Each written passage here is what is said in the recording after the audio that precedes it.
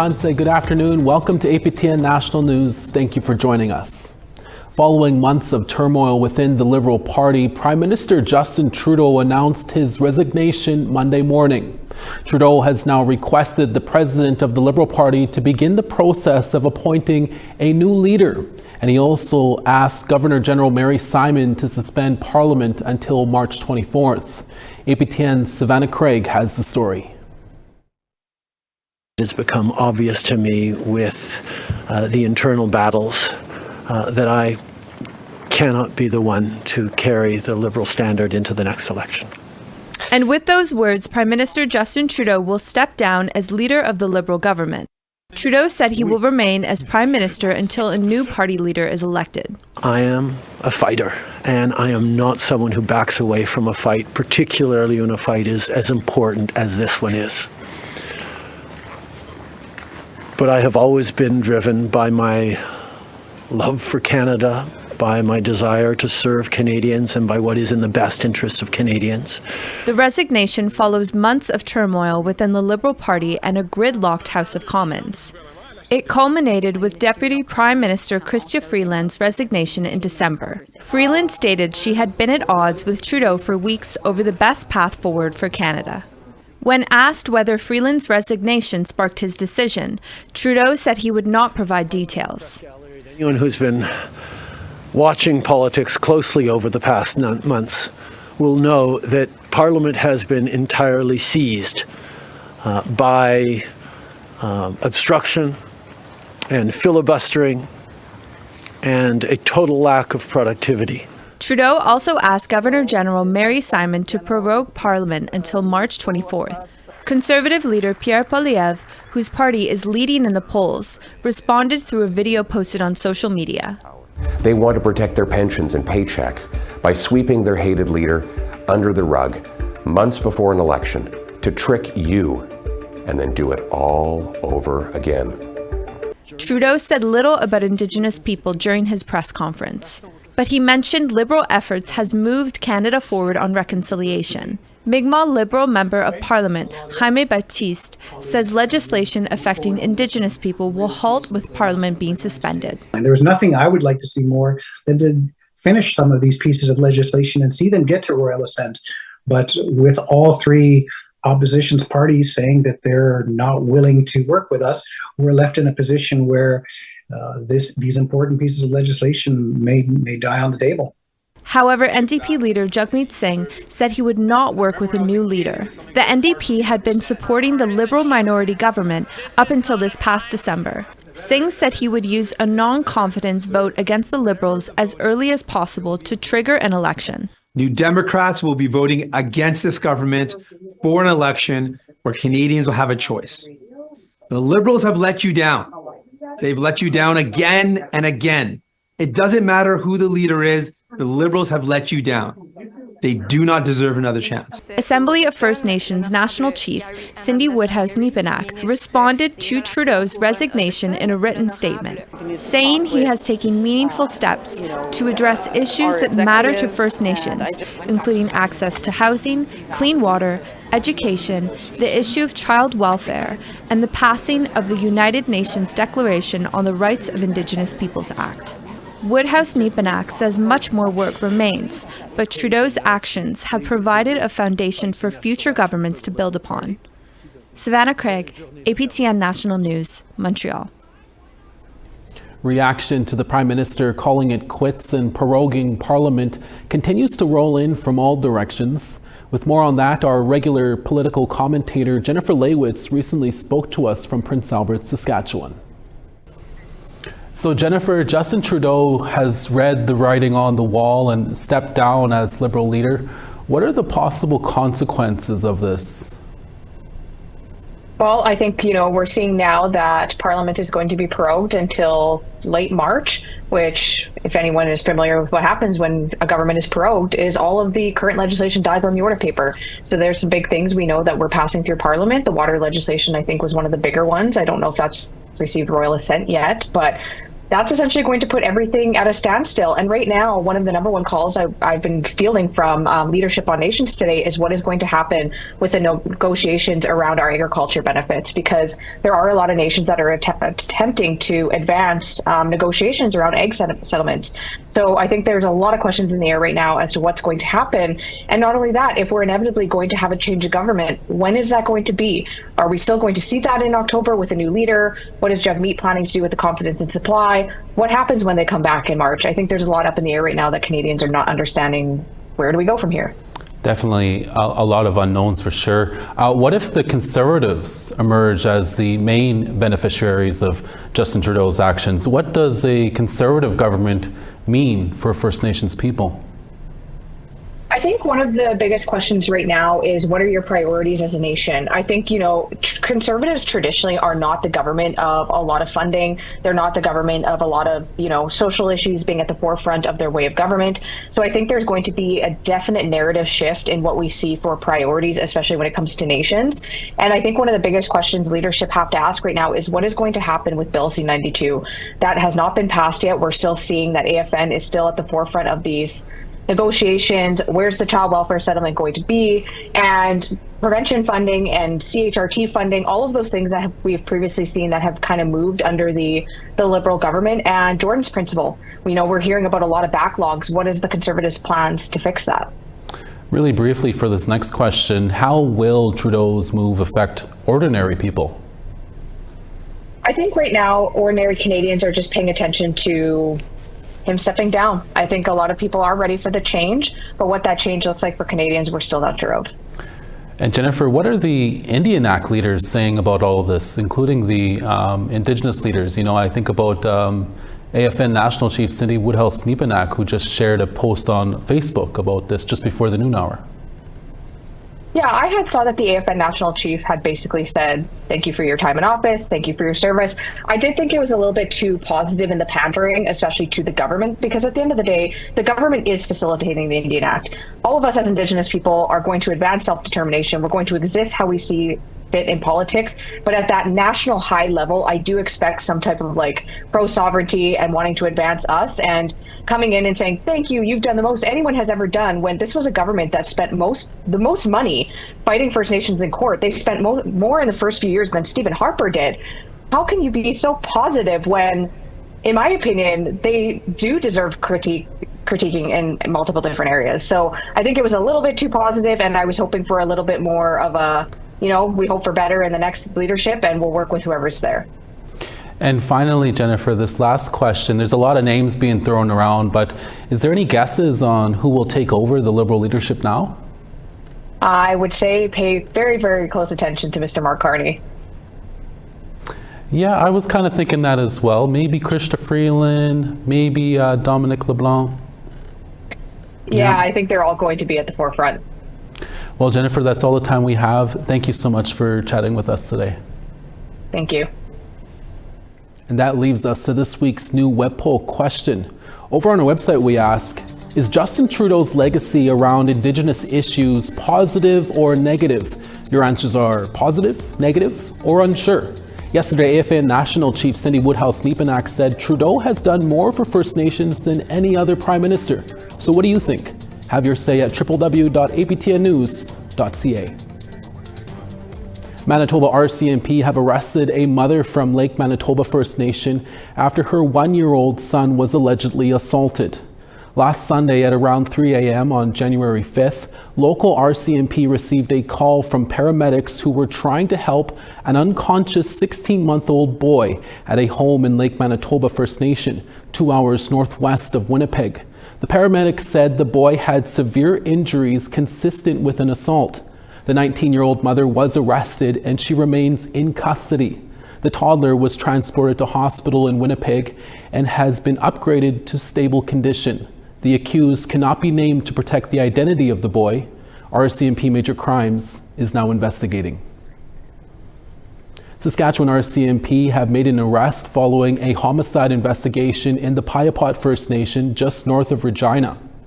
Saskatchewan RCMP have charged 40-year-old Robin Cashwadam with second-degree murder in connection to the death of 30-year-old Melanie Asham Obi. who is from the neighboring Pasqua First Nation. Cashwadam was arrested on January 4th with the help of the Regina Police Service. On January 2nd at around 8:15 a.m., Southey RCMP received a report of an injured woman at a home in Piapot. When they arrived, they found Ashim Obi deceased at the scene. Cashwadam made his first court appearance on Monday. RCMP Major Crimes continues to investigate. A 17-year-old was fatally wounded in an incident in downtown Whitehorse on New Year's Day. The teen's identity is protected under a publication ban. Whitehorse RCMP say they responded to a residence at Main Street and 7th Avenue where they located the teen who had been grievously injured. 19-year-old Jackie Rudick has been charged with second-degree murder and unauthorized possession of a firearm. His next court appearance is today. Nain RCMP are asking for the public's help in finding a missing Inuk woman. 51-year-old Elizabeth Jararius was wearing a blue Canada Goose winter coat and black boots when she was last seen on Christmas Eve in Nain, Labrador. Nain is the northernmost community on the Labrador coast, 369 kilometers northeast of Happy Valley Goose Bay, and is only accessible by air or sea. Nain Ground Search and Rescue is searching and is asking people to check their property, sheds, crawl spaces, and yards. Nain RCMP is asking anyone with information on Elizabeth's whereabouts to contact RCMP at 709-922-2862 or Crime Stoppers at 1-800-222-8477. We have to take a short break, but when we return, we'll bring you an update on a group of land defenders south of Winnipeg. We'll be right back.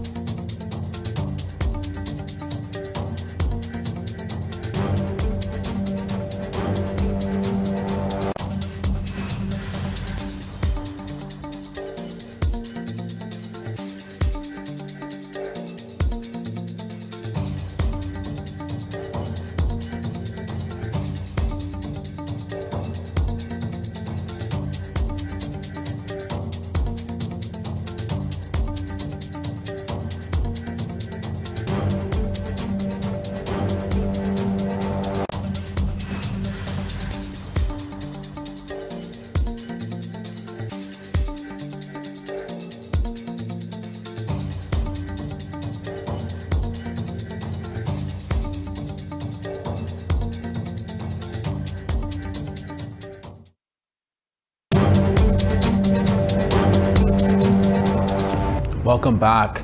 The non-profit organization behind a downtown Whitehorse shelter is under scrutiny following a number of deaths. Last month, 2 people died at the shelter within 2 weeks of each other. And as Sarah Connors tells us, one of the deceased family members says the organization needs to do better so no more people are lost. Here's that story.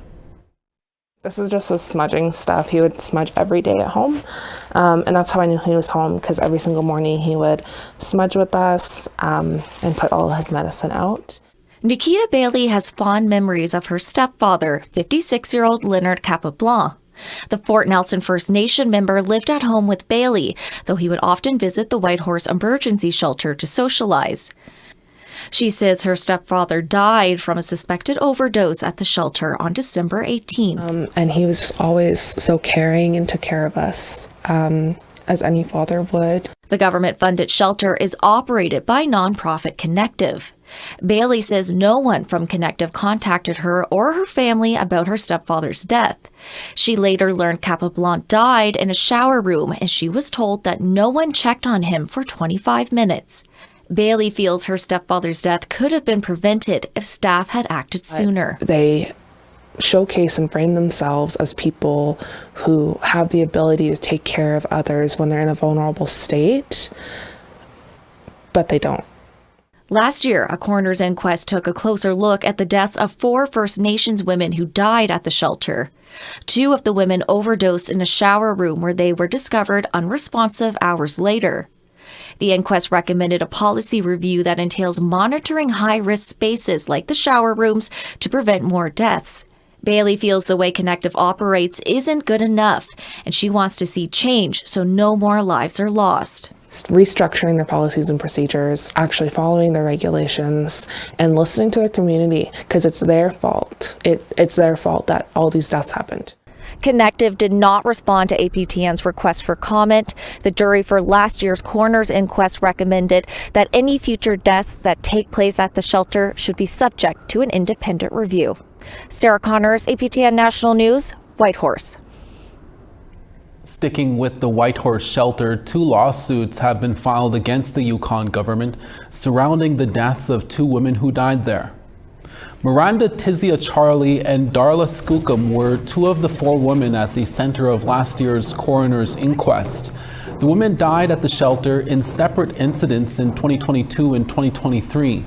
The lawsuits, which were filed by the women's family members, argue the shelter has inadequate policies and training, as well as a pattern of systemic negligence, and that the women's deaths could have been prevented. One of the lawsuits also names Connective as a defendant. The allegations have yet to be tested in court. A Court of King's Bench justice has extended but not expanded on injunction filed against a group of protesters opposing a development in the LeMay Forest on the southern outskirts of Winnipeg. The protesters have been camped outside LeMay Forest since late December to stop the developers' removal of trees on what they say is sacred land. On December 31st, the court granted an interim injunction ordering the protesters not to impede access to the forest land owned by Tashel Development of Toronto. Ian Histed represents some of the protesters. He said they are concerned about potential unmarked graves on the land that could belong to Indigenous children.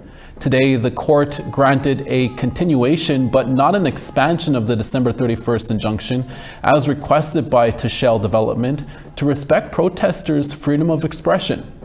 Organizers with the Coalition to Save LeMay Forest said they were happy with the decision, but they plan to file an injunction of their own against Tashel Developments.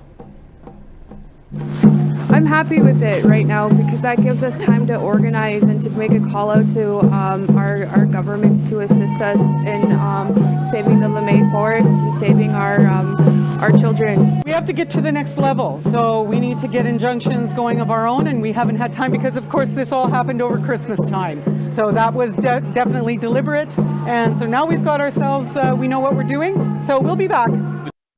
Coming up next, we'll tell you all about a new comedy series, North of North, that was shot in Nunavut. We're back in less than 3 minutes. Stay with us.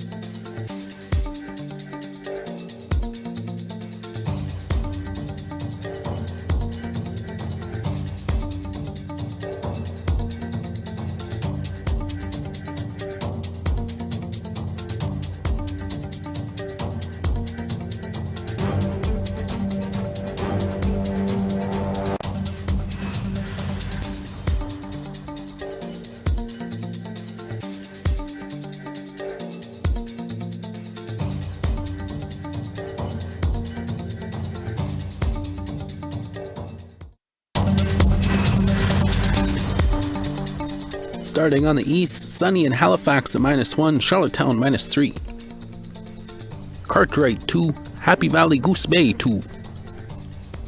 Saguenay -4, Gaspé 1.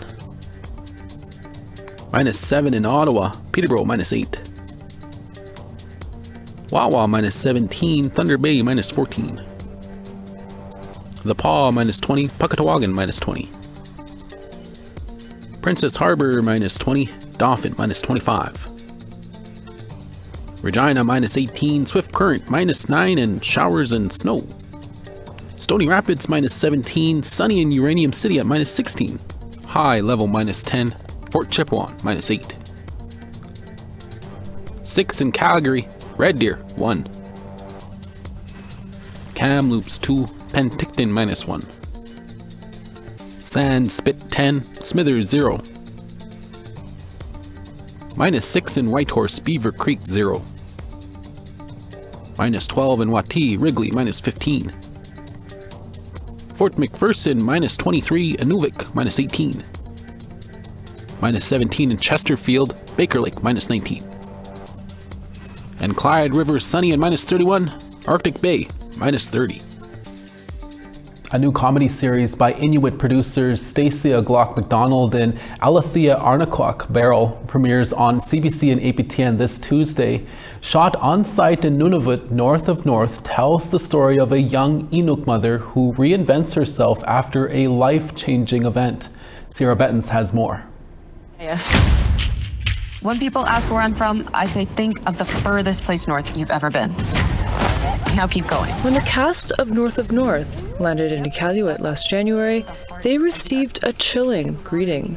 The day they came in was like -52 or something. It was frigid. It was so aggressively cold. It was so cold. It hurt your skin in seconds. The look on their faces when they walked into the airport, they were, what have I gotten myself into? On Tuesday, audiences across Canada can experience a taste of life in the Arctic with the premiere of North, written and produced by Stacia Glock MacDonald and Alethea Arnaquak Barrel. The television series is a partnership between CBC, APTN, and Netflix. We knew we wanted to tell a story that felt really real to us about the Arctic and life in the Arctic in Nunavut specifically, and that meant that we wanted something that felt more joyful, colorful, and complicated, but wonderfully so. The show follows Siaya, a 26-year-old Inuk mother. She lives in the fictional Arctic town, Ice Cove, where everyone knows everyone's business. After spontaneously exiting a marriage, she looks to reinvent herself while navigating motherhood, her job, and newfound independence. Siaya is played by Anna Lombi, whose acting credits include True Detective and Trickster. I grew up in Iqaluit, which is where we shot North, and I grew up seeing, so many versions of Siaya and loving so many versions of Siaya and being inspired by them, and in many ways related to her so deeply. I think being passionate and ambitious and driven. Glock MacDonald's love for comedy took flight on the set of APTN's Inuktitut language series, Kanuglu. She says the genre was the perfect fit for North. It's not one-dimensional. You could do a lot with it, including being heartfelt, including being emotional, including even shedding a tear or two or more. Those are my favorite types of comedies, the ones that have depth to them. And that's certainly what North is. I think it's comedy with a real heart and soul. North features a cast of both Inuit and non-Inuit actors. Lots of small roles that are filled by Inuit in our community, background actors. It's just like a huge wealth of different types of characters on our show. With 3 networks on board and a reach of 190 countries by the spring, the producers say it's a dream come true. The platform itself felt like unfathomable and just so exciting to think about having that kind of opportunity and that kind of reach for for a story from the Arctic. They're excited for audiences to get a taste of Inuit humor and a more authentic view of life in the North. More recently, Indigenous comedy shows that are breaking through, that's becoming more common now, but when we were starting to develop this show, didn't exist yet. And so we're really excited to be contributing to that brand of Native humor. North of North premieres on CBC and APTN on January 7th and launches globally on Netflix in the spring. Sierra Bettens, APTN National News, Winnipeg. Looks really good. Definitely check that out. On this week's new episode of APTN's Face to Face, National Chief Cindy Woodhouse-Nepenak joins our guest host, TR Wheatley, to talk about her important role, child welfare, what it was like growing up in a political family, and much more. Here's a preview. I don't think you ever choose politics. Politics is a really hard seat to sit at. It's not an easy seat. It's not an easy role.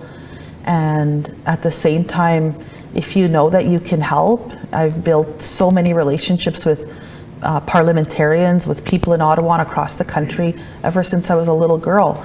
And I needed to use those relationships to help First Nations people. And it's my love for First Nations people, even on child welfare, that I think that I had to do something. We're suffering in this country. Definitely check that out if you can. And that's your daytime newscast for this Tuesday, January 7th. Savannah Kelly will be back for your evening newscast. Make sure to join us then. From all of us at APTN National News, hi miigwech masicho. Thank you for watching, and we'll see you again next day.